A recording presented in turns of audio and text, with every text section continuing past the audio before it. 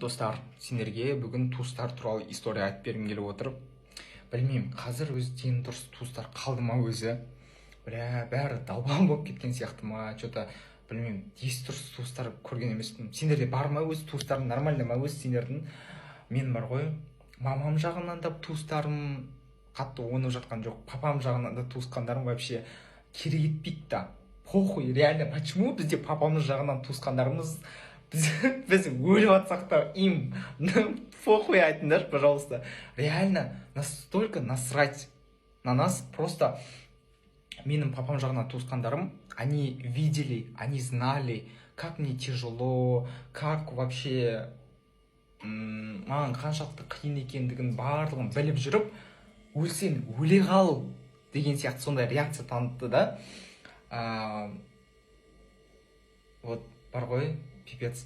Сол кезде мен жаным ауырып, жүрегім жалғызсырап, жүрегім ауырып, сөйтіп өзім уайымдарым бар, өзім загоны бар деген сияқты, өзім депрессия болып жүрген кезде, я мысалы, ақша табу керек, жетістікке жету керек деп загоняться еткізесің ғой, перспективный жастардың несі проблемасы сол ғой. Сөйтіп жүрген кезде мен жаныма дауа болған, маған қолдау болған, жақсы көрген, қамқорлық білдірген ол кім болды? Әрине Жансерік Қадырбаев, Жанс болды ғой. Жаным сол прям шексіз жақсы көрем бар ғой. Неге бізге осы біздің қанымыз емес, үш қайнаса сорпасы қосылмайтын бір басқа бөтен адамдар қамқорлық көрсетеді, мен соны ұқпаймын да. Реально, енді мен Жансты түбегейлі айтып айта алмаймын, бірақ та Жанс деген мен үшін өте ерекше тақырып, жаным сол өте жақсы көрем. Просто былай ғой, как сказать, сондай да, и менің сол туысқандарым папам жағынан, короче, менде подписчиктерім пайда болып, я охватым көтеріліп жеткен кезде қуаныш не ғой, маған репост жасап бере аласың ба, маған бүйтіп не жасап бере аласың ба дейді ғой. Блядь дегенсің ғой, бүйтіп мынаны көріп тұрсың ба, мынаны сор дегенсің. Блядь, иди ты нахуй, просто құрып кетші айналайын.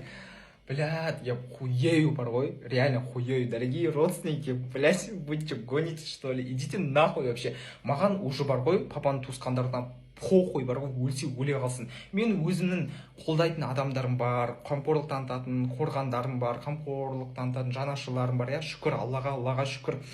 Өзімнің нағыз адал жандарым бар, солармен өзім өмірімді сүре берем да, бақытты сыйласып өмірімді сүре берем. Ол адамдарды берген Аллаға шүкір. Аллаға шүкір. Солармен бақытты болып жүре берем да. Анандай долбанский, конченый туысқандар маған бар ғой, кешіріңдерші, пожалуйста, боқтап жатқан үшін. Ондай туысқандар маған нахуй керек емес бар ғой, құрып кетсін, өліп қалсын, қырылып қалсын, вообще похуй. Өзім өмірімді сүрем. Идите, давайте, похуй, нахуй. Все, давайте.